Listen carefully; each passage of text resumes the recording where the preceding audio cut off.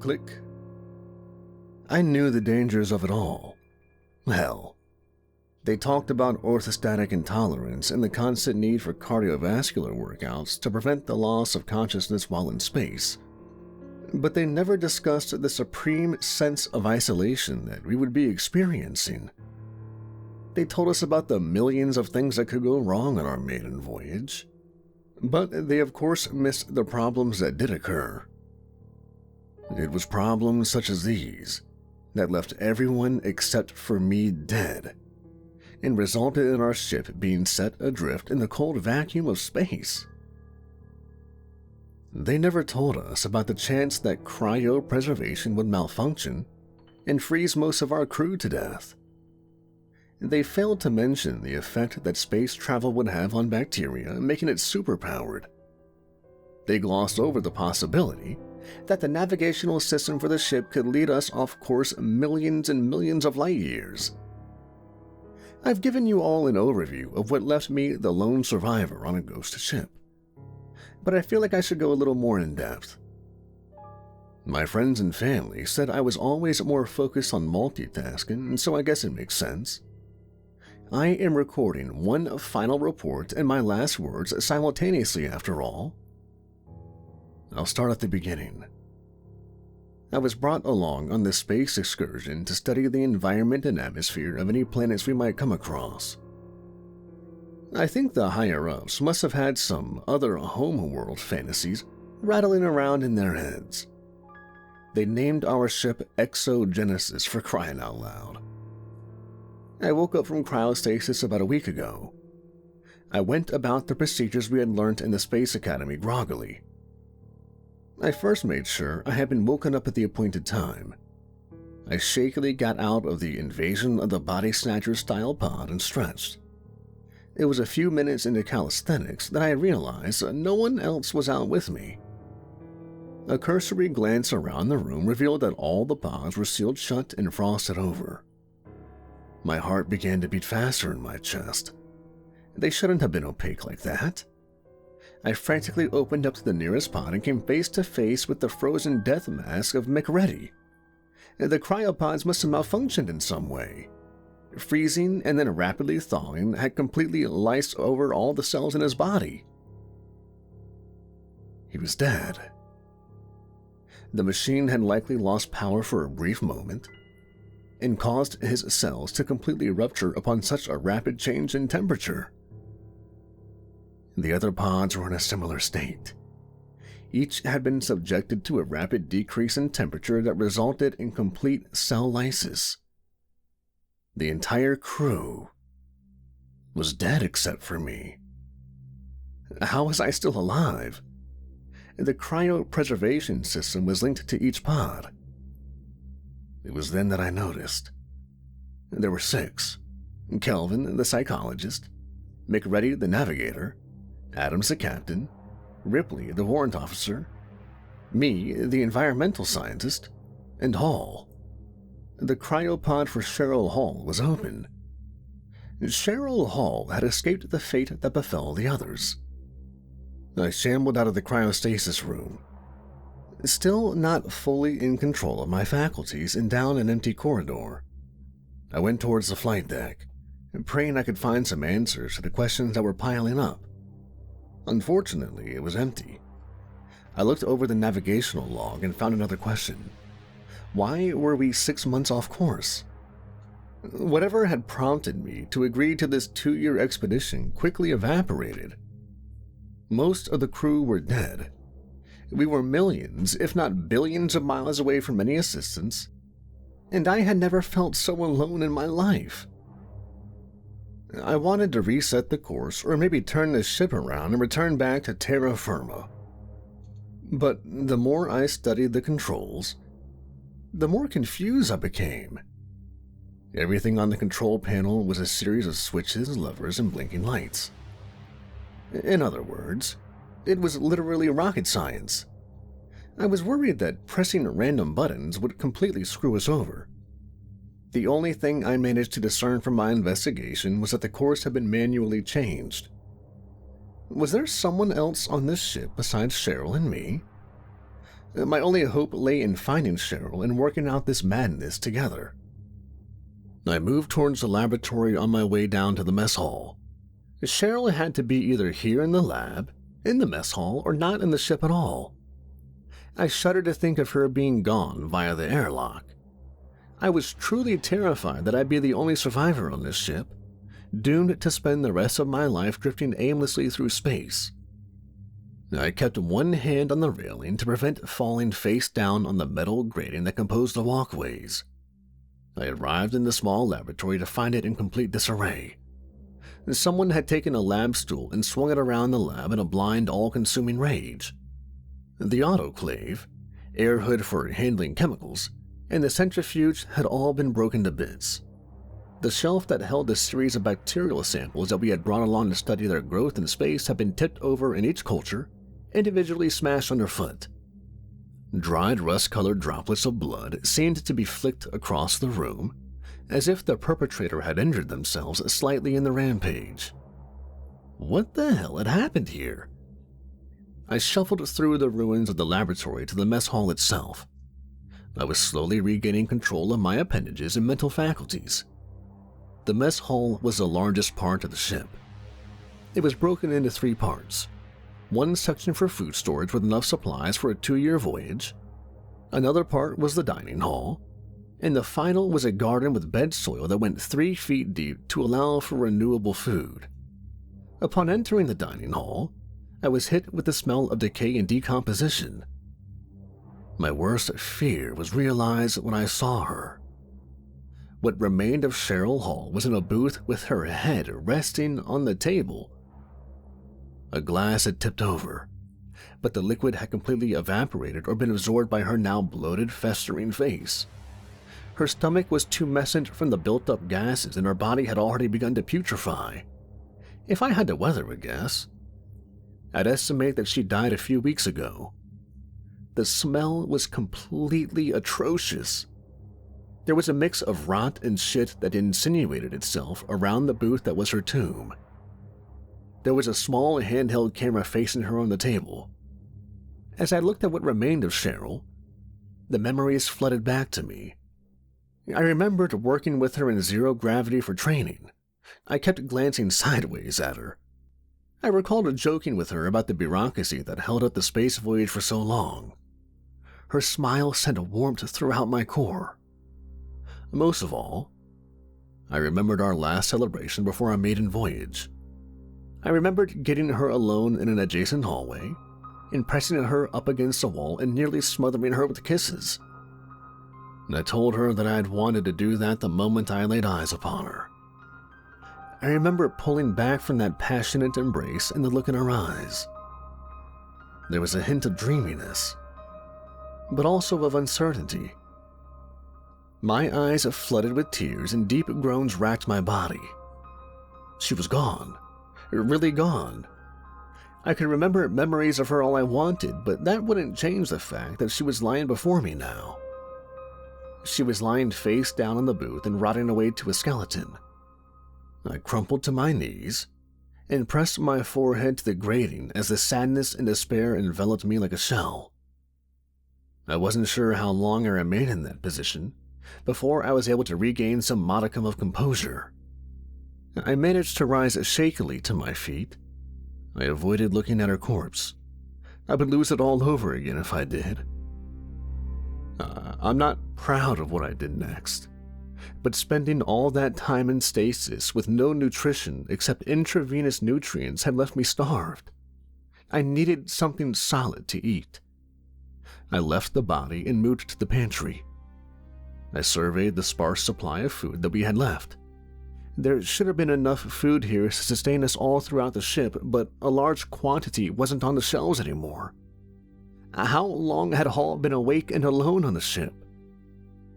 I gathered all the food that was left there and did a quick inventory. There was enough food to last me for a few months. Hall wasn't a big drinker. They had sent us out with a few bottles of wine to use for cooking and a bottle of champagne to celebrate a safe arrival. The champagne was almost empty and there were 5 bottles of wine from the original 7 left. I ate some nutrient paste on crackers while thinking of my next move. I decided I would bury Cheryl Hall.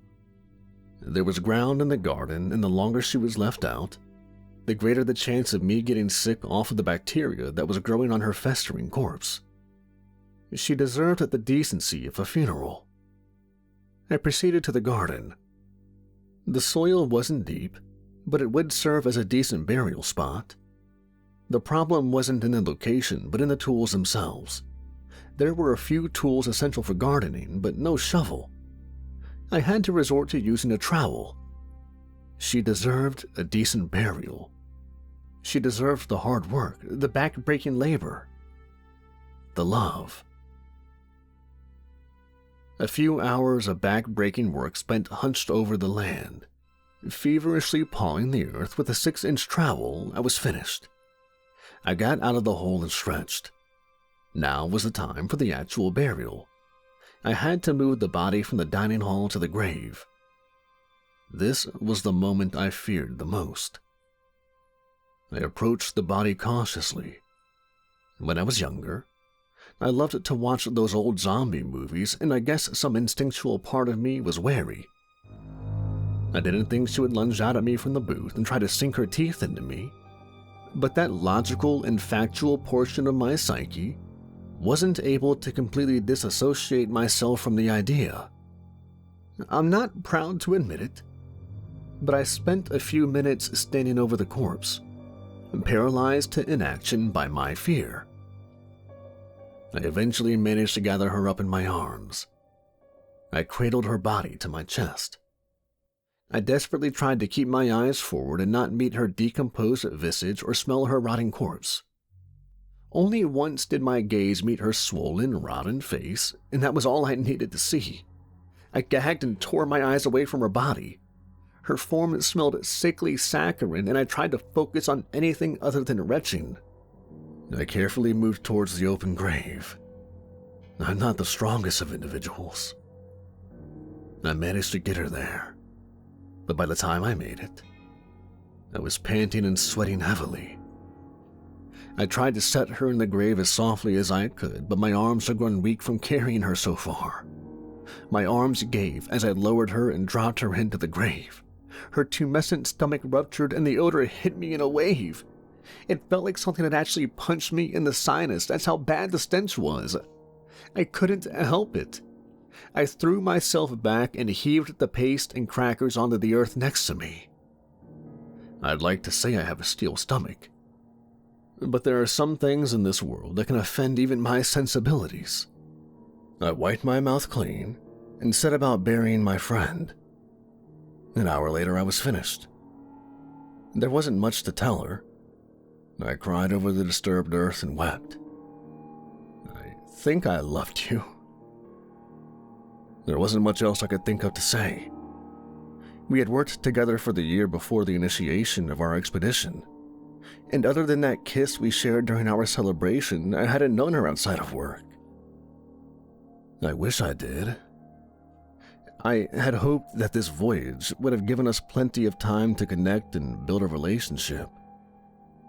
I said a quick prayer and left the grave before emotions could overtake me and paralyze me again. Now my focus was on the tape she had left. I was lightheaded from the strenuous activity, but I managed to make it to the booth and pick up the camcorder. I went into the storeroom and fixed myself some more food to refill my recently voided stomach. I debated whether or not to play the tape. It felt like I was invading her last moments and words. But I decided that her last recording might hold some answers or clues to what had happened. I sat down with some crackers and meat paste and turned on the last recorded message. From the time of start to the end of the recording, I didn't touch my food. The recording opened with her face. She was looking at the camera and she looked haggard with bags under her eyes and a vacant stare. It was almost as if I was looking into the face of a completely different person. She always had a bubbly and vivacious persona, but this Cheryl looked melancholic and dead to the world. "I'm dying," she said. "It doesn't take a doctor to see that. I can't hold down food and feel like I'm shitting out my soul. Dehydration is probably going to get me. It all started when I woke up early from cryostasis due to some horrible malfunction months ahead of our destination. She continued. I tried to reprogram my chamber and go back to sleep, but that was futile. I spent so much time lying in the pod and fiddling with the controls. No matter how hard I tried, I was unable to learn anything. I was so alone. I tried to turn the ship around, but I think I sent us off course and further from our home. I just wanted to go back. She broke into tears, which lasted only a few minutes. She croaked. Instead, I shanghaied us, impossibly far from home. She managed to regain her composure before continuing. This is all so screwed up. After a few weeks of solitude, I tried to wake someone up. I couldn't stand to be alone anymore. The silence was just so oppressive. I didn't know what I was doing. I thought just shutting off the machines would wake them. She winced and clutched at her stomach for a few seconds before continuing. I just wanted someone else to talk to. I didn't mean for him to die. Oh God, McReady, I'm so sorry. The realization hit me like a wave. McReady was dead because she tried to wake him up from cryostasis. Ripley and Kelvin too. She killed them. She continued. I came across this camcorder for recording our voyage. It's ironic that I'm using it to record my last message. Is that irony or coincidence? Shit, I don't know anymore. Can't think straight. My thoughts are getting fuzzy. I think I must have caught something when I smashed up the lab. I just lost it. The situation became too much for me to handle. I had to lash out. I think there was something in those cultures. She grasped at her stomach and ran off screen. Hall came back a few minutes later. She spoke slowly. Diarrhea isn't fun in space. I'm feeling weak. I've had this for a few days now. I can barely think. She took a long drink from a glass of water on the table before proceeding onward. I killed them. We just kept drifting further and further, each day bringing us further out of range of home. It was a kindness, not having to wake up and be exposed to this fear, this hopelessness, this sickness. She looked directly into the camera and said, It was the only kindness I had left to give. Hall rested her head on the table before she continued her day's message. I couldn't kill him. I couldn't bear the thought. I stood over his body for hours, my fingers on the console. I didn't want to think of what happened to the others happening to him. God help me, I left him alive. I want to think that there might still be some hope of rescue, but the rational part of me knows that that's just the delirium talking. I'm too exhausted to move now. I just wanted to tell you thanks for the kiss. So thirsty. Cheryl Hall reached for the glass, but it slipped out of her hand and spilled on the table and washed over her face. She laid there, breathing raggedly and sending small ripples playing across the spilled water with every strained breath. I watched for a few minutes before fast-forwarding the tape. I fast-forwarded until I realized that she wasn't moving anymore. An hour elapsed on fast-forward and she didn't make the faintest of movements. The camera shut itself off after a certain period of inactivity. She was dead. Whatever Cheryl had contracted from smashing up the lab had killed her. A few days passed by and I tried my best to figure out the ship's navigational system. I wasn't suited for the task. There was no point in randomly pressing buttons, and I couldn't find any manuals or guides to the consoles. The exogenesis seemed damned to spend eternity drifting through space without destination. On the fourth day, I started to feel nauseous. I told myself it was just my imagination. I couldn't have contracted the sickness from the destroyed laboratory. Too much time had passed for the cultures to survive. Could my contact with Cheryl Hall have infected me? On the fifth day, I was sure I was sick. I was sprinting to the toilet every 30 minutes. I tried desperately to keep food in my stomach, but the very thought of filling my stomach left it feeling roiled. I had to have some form of salmonella. I remember when I contracted the illness as a kid. The symptoms I had then mirror the symptoms I'm now experiencing. Diarrhea, stomach pain, and nausea. I couldn't replenish my fluids fast enough, and I started to suffer the effects of dehydration. The average person can survive without water for 3 to 5 days, depending on physical activity. I knew my time was running out. On the 6th day, I walked to Hall's grave in the garden and I spit on it. Ambivalence raged inside me. This was the goddess that I had fallen over throughout all the training. This was also the bitch that had infected me and killed the crew. It had to be in her digestive system. When she fell into the grave and split open like a ripe watermelon, I must have been infected. I left the grave knowing that there was nothing else I could do. There was really nothing left to do at all. I spent my 7th day in a frenzy trying to keep my fluid intake up and pretend everything was going to be all right. It's not all right. I am dying. This is my final message to my friends and family. I doubt this will ever reach you, but I have a lot left to say that I don't want to go unsaid. There's nothing left here. I'm getting sicker and sicker. There is no medication for what I have. This is the only choice left. I'm not going to die like Cheryl, lying face down on a table in my own filth as I succumb to dehydration. I'm going to expedite the process. This is why I have a rivet gun with me. I don't have many other options here. I think I'm going to press it to the roof of my mouth and pull the trigger. See if that'll work. The rivets are only 3 or 4 inches long. I'm using this tape recorder so you don't have to see what I'm about to do. I also cracked open a bottle of Merlot. I doubt it's going to do any more damage than the sickness I already have. I just need a bit of the old liquid courage to get the rivet gun into my mouth. I don't think the NASA eggheads who engineered the pneumatic hammer had thought of it being used as this way. It was probably to be used to repair the hull of the exogenesis should there be any damage. The wine's all right. It tastes bitter. I think I'll have another bottle. To my family, sorry if this sounds a little slurry. Dehydration is taking its toll, and the wine sure isn't helping. I wish I could hear all of your voices one last time.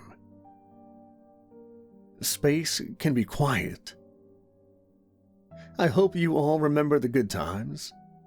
Please don't remember me like this, crying into a tape recorder so far away with a rivet gun in between my legs. The second bottle tastes a little better. Can't say I have the energy for a third. Clark said something about space. Whether it was more terrifying to know that we were not alone or completely alone. I have my answer. I'm out of wine. Click.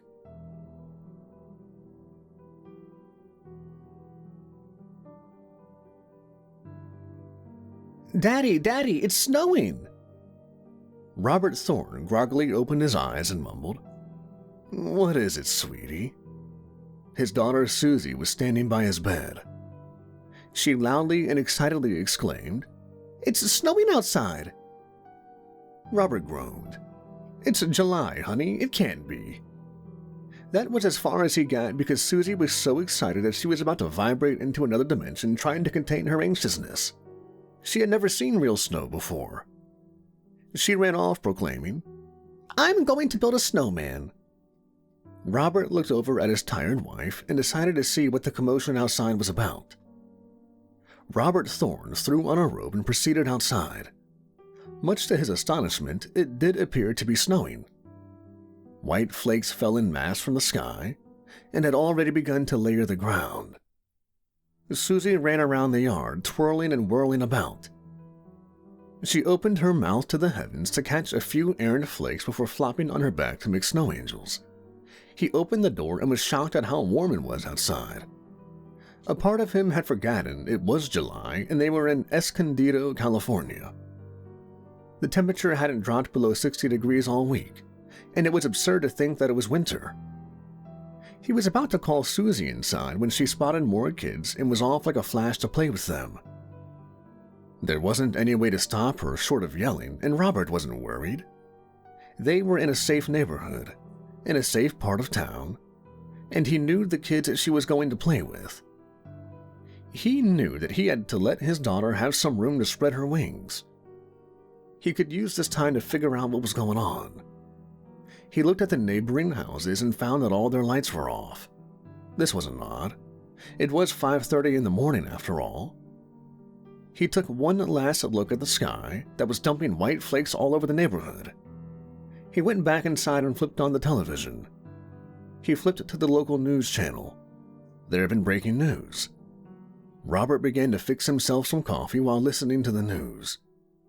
He never finished preparing that coffee. The report featured a stuffy-looking man from NASA. He was at some sort of news conference and he was urging everyone to be calm. He talked about how NASA hadn't had any communication from a ship reported to have been sent off decades ago. They had performed an override on the controls and began recalling the ship years ago.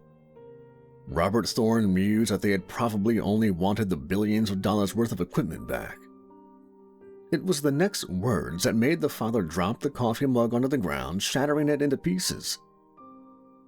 The NASA expert urged the press that the debris was not dangerous. There had been a miscalculation in the recall of the ship named Exogenesis, and it had entered the stratosphere without any atmosphere entry preparations. The ship had burnt up in the atmosphere. He urged the audience again that the debris was so infinitesimally small that it posed no real danger to anyone's health. Robert's mind flashed to an image of his daughter Susie catching snowflakes with her tongue while laughing all the while. He didn't even hear the part where the press asked the NASA official if there were any crew on the ship. Outside, ashes rained from the sky and continued to blanket the small town of Escondido and its neighboring cities.